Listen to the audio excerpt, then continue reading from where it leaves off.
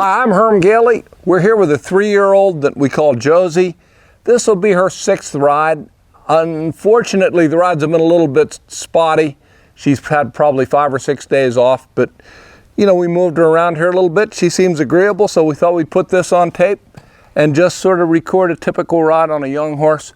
I'll probably ride her, ride her outside as well, but I don't know whether we'll be able to catch that on video. So I'll just ride around the round pen a little bit and sort of show you the progress she's making. First thing that I like about her is she's been very agreeable just stepping up to this muck bucket, which I'm still using on her because I'm a little awkward getting on. I had some shoulder surgery and I just can't drag myself up on a horse without dragging myself up on a horse. I sort of pry on them too much. So she's pretty agreeable generally. So I'll just take my time, swing over on her. And now her thing is she likes to leave. So I'll just say, well, wait, you know, we can take our time. Because if you let them walk off like she wanted to, or if you just say, well, I'll catch my stirrup while she's walking off, pretty quick, they'll be walking off before you even get your other foot in the stirrup. So it's nothing wrong with letting them sit here. If I thought she was going to be troubled, I'd be ready to take her head around. I really don't suspect she will be. So we'll just move her forward. And she's giving me a good feel that she's just going off in a relaxed way. You know, there are different kinds of horses. And this one is what I call a trust horse. There's some horses that are resistant. Some horses need to make up their own mind about things, and other horses look to you for help and they need to trust you. I really sort of cherish that kind of horse because they really will learn to rely on you, and you sort of get to feel that if you never sell them out, if you never betray them, you could ask them to do just about anything and they'd try. And this, I think, is that type of horse. You have to deserve that trust, you've got to earn it. But when you have it, it's just a good feeling that maybe you can rely on that relationship and they'll fill in for you if maybe you need a little bit of help.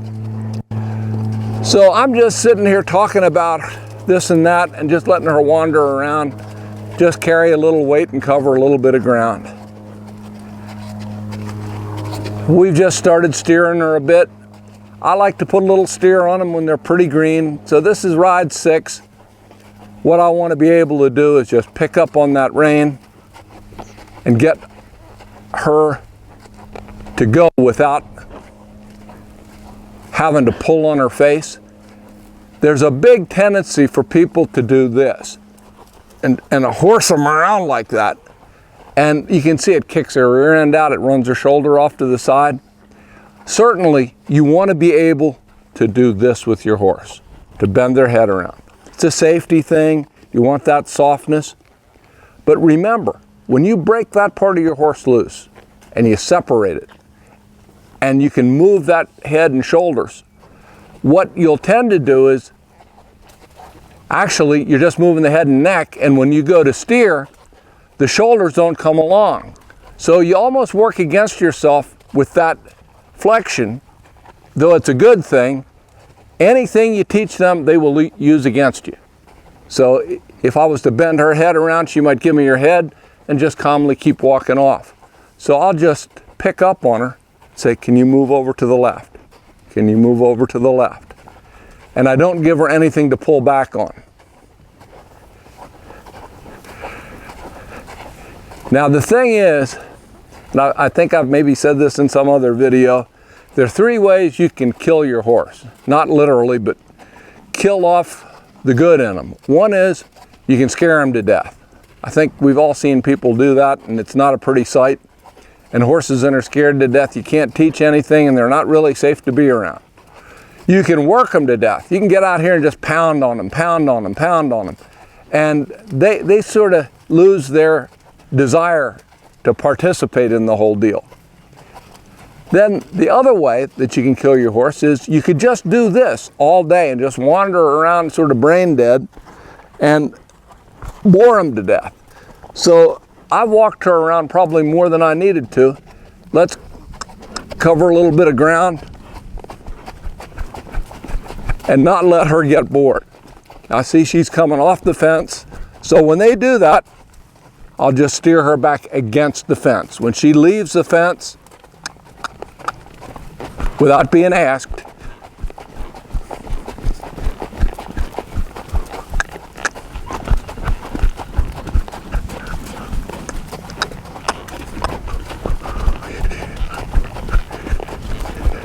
see she's coming off the fence, so I'll just steer her to the left, go back against the fence, and after a bit she's going to realize that if she starts falling in, I'm not just going to hold on to her head and hold her over there. I'm going to steer her right back against the fence, so she may as well just go there and go forward. So she's coming off, so we go back through here.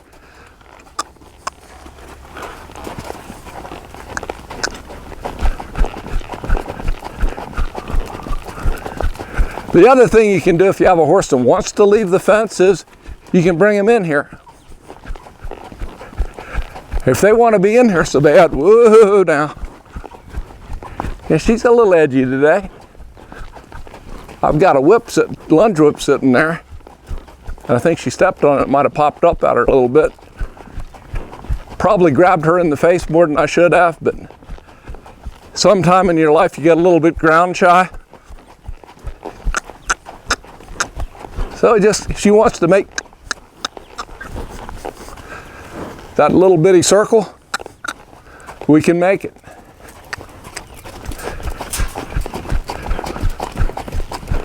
So I've been saying all these nice things about her. She's being a little bit ratty today.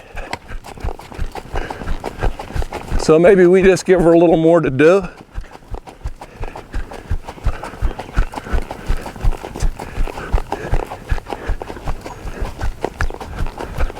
The devil has work for idle hooves. So steer her around. Don't just let her think about what she'd like to be doing. Give her something to work on.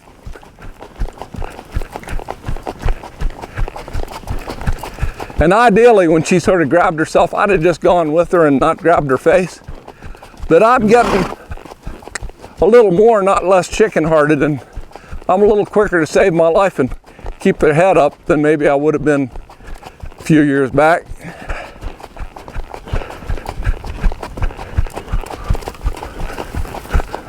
You just sort of keep working them around until they lose that edge.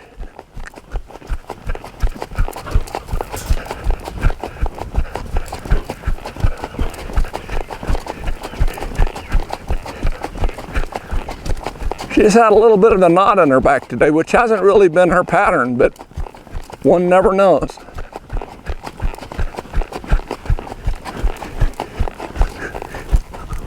So she wanted to dive around there, and I said, no, we're not going to dive around, we're going to steer around. Oh, we'll bend her around here to the left. See if she can transition over to the right. It's a little harder degree of difficulty.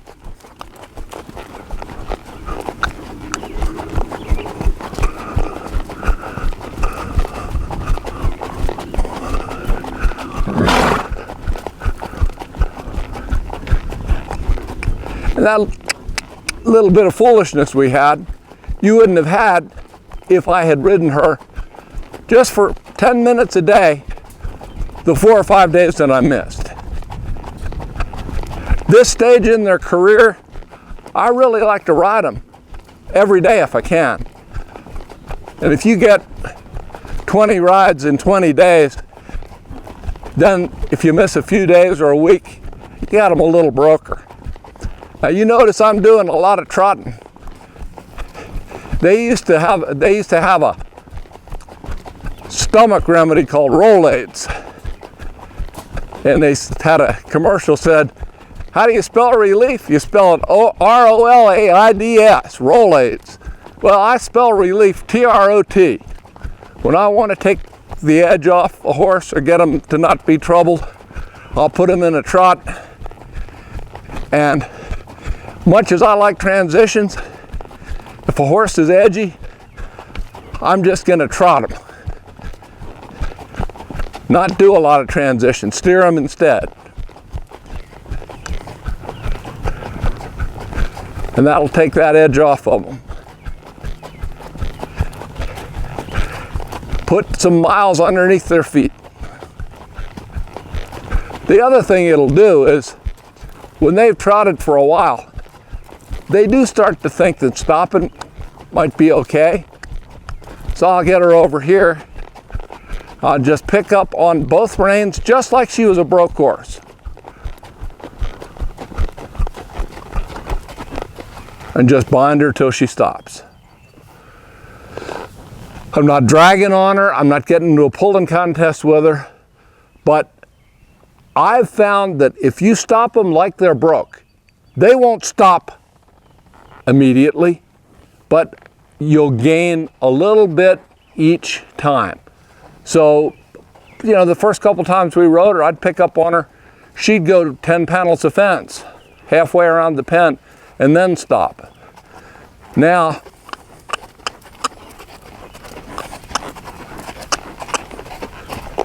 when you pick up on her, she's starting to think that stopping might be a good thing.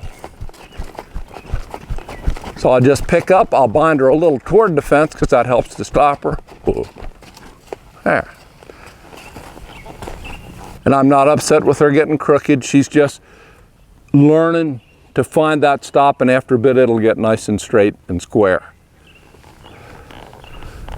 So the other thing that I think I've addressed in some other videos is I like to get them backing up pretty early on. And this filly was a little sticky-footed at first, but I sort of tapped her on the shoulder a little, and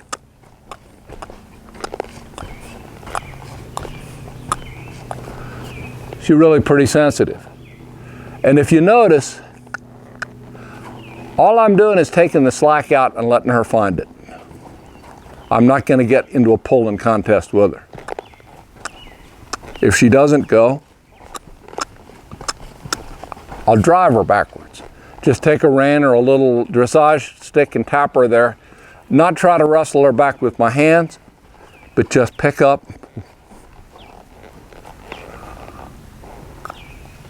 Get her collected up there. And what she did there that I like is she gave me what I think of as bonus steps. You know, I quit asking and she gave me a couple extra. That shows willingness. I like that. I think the backup is a very useful maneuver to teach them to be softer in the face, to be more respectful, to be more contained. It also helps when you do that stop routine. You bind her, but then you go backwards, just a couple of steps. Tip her nose, see if she can steer around there. See, that's something I haven't asked her to turn back out of a standstill till right then, and that was okay. So I'll pick up on her, hold her till she backs a few steps. So that's about what I would do with this young horse. And then I'll probably take her out and just ride her around here in the area right around the round pen. Just move around a little bit outside. And we'll probably put up some video of her going outside in the bigger pen as we transition to that more completely. But for now, that was a perfectly acceptable 6th ride. And she ended better than she started. She got rid of that edginess. Feel pretty good about her. I hope she feels good about me. And I hope you come back and see us next time.